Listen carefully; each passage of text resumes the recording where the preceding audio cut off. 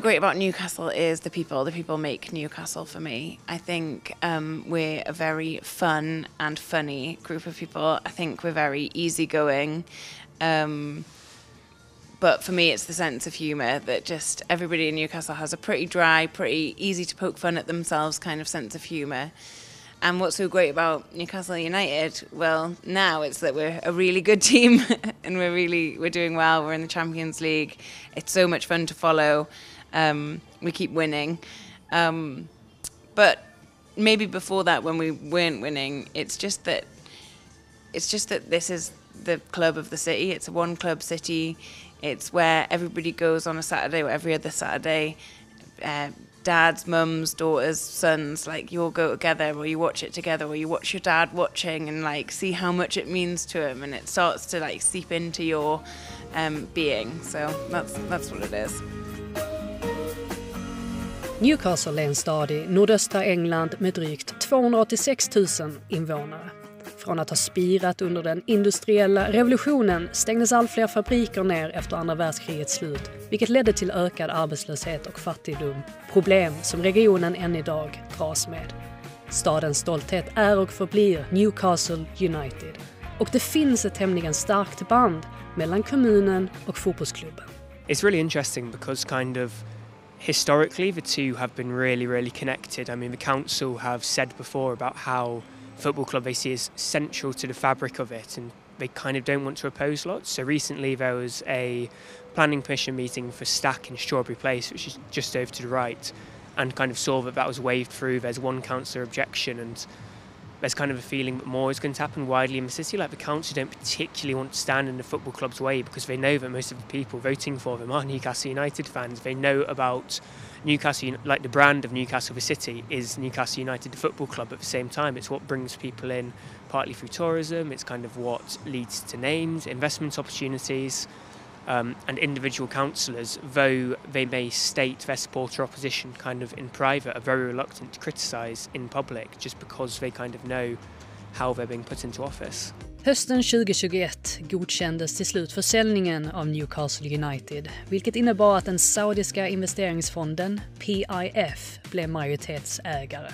Från att i stort sett ha saknat investeringar under tidigare ägaren Mike Ashley pumpades det nu in pengar i såväl klubben som i resten av staden. And I guess that makes it even harder in terms of the ownership and the whole takeover and Saudis coming in. Like I guess it's hard to decide whether that was a good thing or just a bad thing.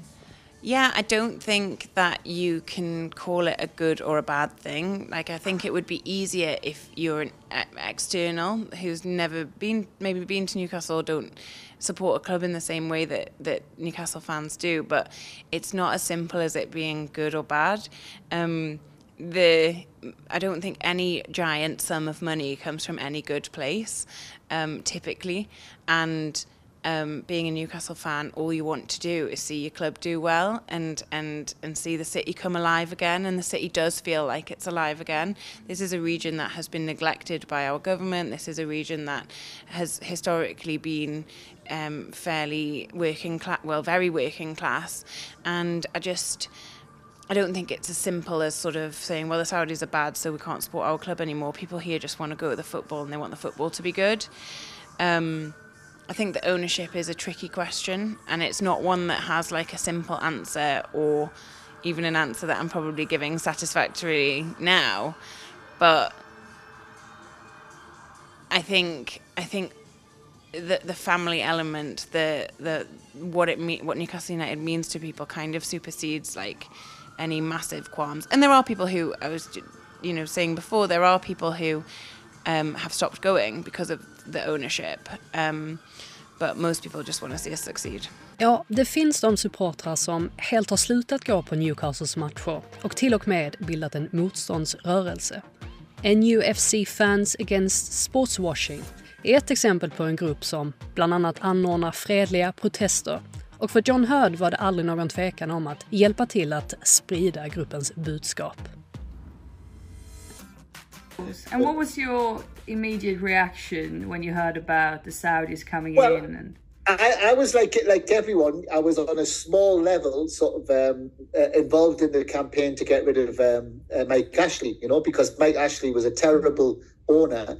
He took a lot from Newcastle, didn't really invest, but also the way he treated his workers. There was something, in Britain they have a thing called 0-hour contracts, and he was like using the company, his Sports Direct company, which has got shops all over Britain, and he had the signs up at St James's Park, but he was paying the workers 0-hour contracts and making a lot of money.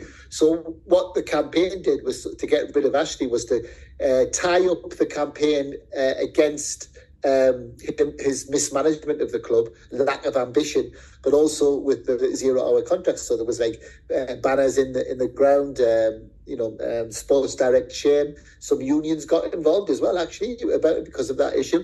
So when he left the club, people were dancing in the street, literally, really happy.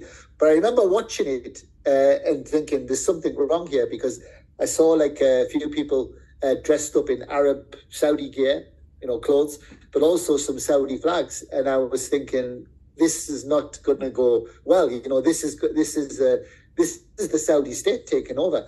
So I was happy that Ashley went, but I was not happy that a state, a nation state, and also a bloody dictatorship was taking over the club. So my initial reaction was on the one hand happy, on the other hand a bit sort of angry about a nation state taking over our club. Goes against all the principles of the region. We did a few. We did the ones at the international, but the first one we did outside the ground was it was to mark the terrible mass beheadings that that MBS, Mohammed bin Salman, did the day before Newcastle played Chelsea in London. So we went to the Chelsea match at Newcastle and we did the protest. Very interesting what happened there, because there was a lot of, what it's like on social media, but a lot of abuse and a few threats, actually saying, if you come, we're going to beat you up, we're going to do this, we're going to do that. And we just said, look, the majority of Newcastle fans might not agree with what we're trying to do, but they agree with our right to protest. And that's the way it worked out. We were outside near the Strawberry. The police moved us from the Alan Shearer statue, even though we'd agreed that we were going to be there, but they moved along to the Strawberry Place. And most fans came. We said we were going to do it. It's interesting. We said we were going to do a silent protest, but we had to talk because loads of people were coming up and asking questions, and most people were okay. Towards kick-off, there was a few people tired and emotional, as we say. Had a few pints and they were a bit abusive, but most people were okay. So it actually made a point that you can have a dialogue with your fellow fans about this issue. And what about those people who have stopped coming to the games? Can you sort of respect the fact that they are standing by the moral side, I guess? Of course, I would respect anybody's opinion as long as it's not hurting anybody else. Ironic as that might seem to viewers, I would always respect somebody's opinion and the integrity that they have to kind of stand by that. I, on a personal level, have grown up going to the football with my dad. It's a massive part of our relationship. And then also I make podcasts and I make YouTube videos about the club. So jacking it in or not going wasn't really anything I considered. I think it's more important than ever to kind of engage with it all and have the conversations and be open to changing your mind or just other people's perspectives. And so that's sort of where I sit with it. I think that there's a groundswell of support now, and fans are starting to wake it up. And, again, with our campaign, we've been in touch with people from Germany, Sweden as well. We've been in touch with fans from all over. And a lot of fans are saying that it's enough, it's gone too far. So, for example, we've actually, with the Manchester United against sports washing, we've actually met the shadow minister, the Labour Sports and Media, and we went through all the points about nation-state ownership. And we made the point that, apart from the human rights issue, which is extremely important, we shouldn't have these regimes, owning our clubs. But apart from that, think about where football's going. If you allow more nation-states to own clubs, it's gonna really it could destroy football. You think about what the Saudi state's done now. They've got the Saudi Pro League. You know, they're using that to get players a little bit over the hill. You know, but they can loan players to the Premier League. There's even now floating the idea that possibly they could be trying to get into the Champions League, and it's not on merit. It's not on the quality of the football. Basically, it's on the. It's all about money. So I think that every phenomenon, you know, that takes place, like what's taking place now, has a counter reaction. And I think it's possible that you could get legislation. You know, in Britain there's in the Premier League there's a thing called the owners and directors test. Okay, now that's already been strengthened a little bit. But there's like a little bit of a campaign which we are involved in to strengthen it completely, you know, and to basically say that nation states and human rights abusing regimes or owners, you know, should not be allowed to own football clubs. Now, I think that debate is not really a debate. Like, you know, who would disagree with that?